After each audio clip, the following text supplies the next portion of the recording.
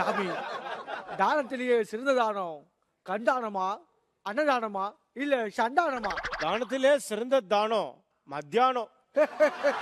ஏன்னா மத்தியானத்துல தான் நல்லா சாப்பிட்டு அப்படியே அருமையா தூங்கலாம்.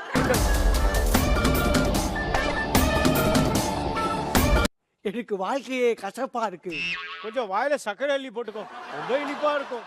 ஏன் வெள்ளத்தை வாயில போட்டா இனிப்பா இருக்காதா? செருப்பாலே அடிப்பேன். சாமி,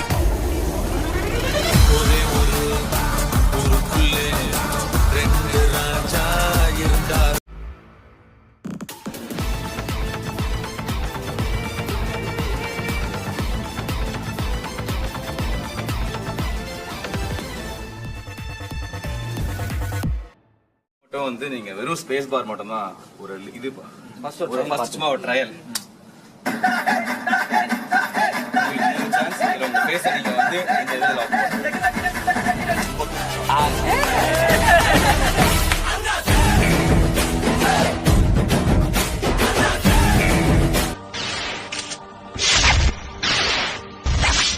இது நம்ம லிஸ்ட்லயே இல்லையே. அடுத்து நீங்க ஒரு ஆல்பம் பண்றதா இருந்தா அந்த ஆல்பம் என்ன தீம்ல இருக்கும்? Love anthem. இல்ல ஆப்ஷன் இருக்கு. Love anthem. ஆப்ஷன் சொல்லுவா? தேவையில்லை.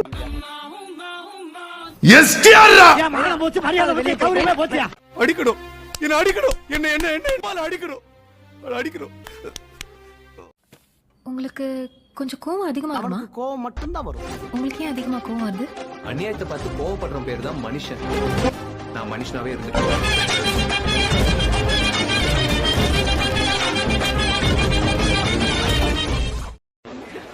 நீங்க நினைக்கலாம் ஏதோ ஏதோ கோமாளி மாதிரி ஏதோ என்னவோ பண்ணிட்டு இருக்கானம்மா அப்படின்னு, ஜோக்கர் மாதிரி அப்படின்னு.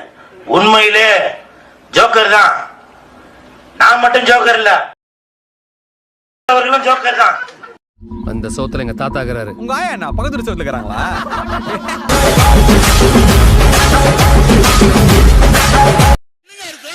எப்ப பார்த்தாலும் எந்திரிச்சுட்டே இருந்தா இதோ தவறுங்க. என்ன அர்த்தம்? பேசிட்டே இருக்கிறீங்க. என்ன நினைச்சிட்டு இருக்கீங்க? என்ன நினைச்சிட்டு இருக்கீங்க நீங்க? எப்ப பார்த்தாலும் ரிங்டோன் செட் பண்ணோனே உங்களுக்கு இது பாட்டு கரெக்டா செட் ஆகும் அப்படின்னா ஒருத்தருக்கு ஒரு பாட்டுனே. ஃபர்ஸ்ட் வந்து த்ரிஷா மேம். த்ரிஷாக்கு என்ன வேணா சாங் வைக்கலாம். ஐஸ்வர்யா ராய் அவர்களுக்கு ஒரு பாட்டு சப்போஸ் கால் பண்றாங்கண்ணே. கால் பண்ணிருக்காங்க, எனக்கு கால் எடுத்து பேசிருக்கேன்.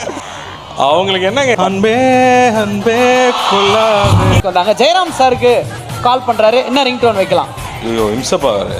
என்ன பாட்டு நான் கொடுக்கலாம்? என்னங்க பாட்டு போட முடியும்? ஏதாவது ஒரு பாட்டு இவ்வளவு உங்களை பண்றாரு. நீங்க கிளம்பிட்டீங்கன்னு சொன்னாங்க. ஐஸ்வர்யா ராய் எங்களையும் கூப்பிட்டுருக்காங்க. வாங்கடா டேய், மராட்டு சிங்கன்னு குத்துற வேலையா பாருங்கடா. மைக் செட் ஸ்ரீராம் மாதிரி. இது வரைக்கும் இப்போ இருக்கிற ஹீரோயின்ல உங்களுக்கு சுத்தமா சூட்டே ஆகாத ஹீரோயின்னா நீங்க யாரு? நல்ல கேள்விமா, இந்த கேள்வி எனக்கு பிடிச்சிருக்கு. அவன் இவன் நடிச்ச விசாலும் சொல்லிருக்கா.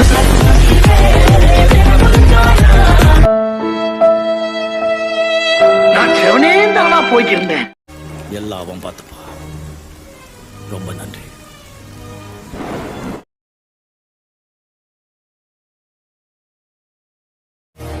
1909 அப்போ 46 ஃப்ரீடம் ஃபைட்டர்ஸை பிரிட்டிஷ் கவர்மெண்ட் தூக்கில் போடுறதா இருந்தாங்க. அதுக்கு எதிராக ஒரு லாயர் கோர்ட்ல வாதாடினாரு. அப்போ கோர்ட்ல ஆர்குமெண்ட் போயிட்டு இருக்கும்போது அந்த லாயரோட ஜூனியர் அவர்கிட்ட வந்து ஒரு சின்ன பேப்பர் கொடுத்தாரு. அவரும் அதுல இருந்ததை படிச்சுட்டு அதை ஓரமா வச்சுட்டு ஆர்குமெண்ட்டை கண்டினியூ பண்ணாரு. அதுக்கப்புறம் அவரோட ஆர்குமெண்ட் முடிஞ்சோடனே அந்த ஜட்ஜ் லாயரை பார்த்து கேட்டாரு, என்ன நியூஸ் வந்துச்சு உங்களுக்குன்னு. அதுக்கு அந்த லாயர் சொன்னாரு, என்னோட ஒய்ஃப் இறந்துட்டாங்கன்னு. அதை கேட்ட உடனே ஷாக் ஜட்ஜ், எதுக்கு நீங்க இந்த விஷயம் தெரிஞ்ச உடனே கோர்ட்டை விட்டு கிளம்பி போகலன்னு கேட்டாரு.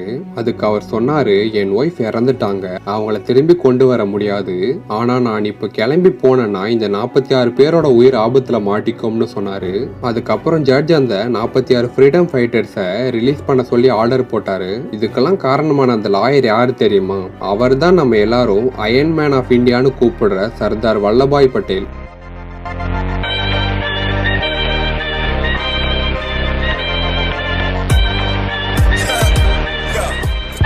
தெருவுக்கு தெரு கிரிஞ்சு பண்றாங்க, அவங்க எல்லாம் சந்தோஷமா தான் இருக்காங்க. இப்படி பண்ணா கிரிஞ்ச் ஆயிருமோன்னு பயந்து நாங்க தாண்டா கஷ்டப்படுறோம். நம்மளுக்கு கிரிஞ்சாவே இருந்திருக்கலாம். இதுக்கப்புறம் போனா சேர்த்துக்க மாட்டாங்க. அறிவில்லை உனக்கு?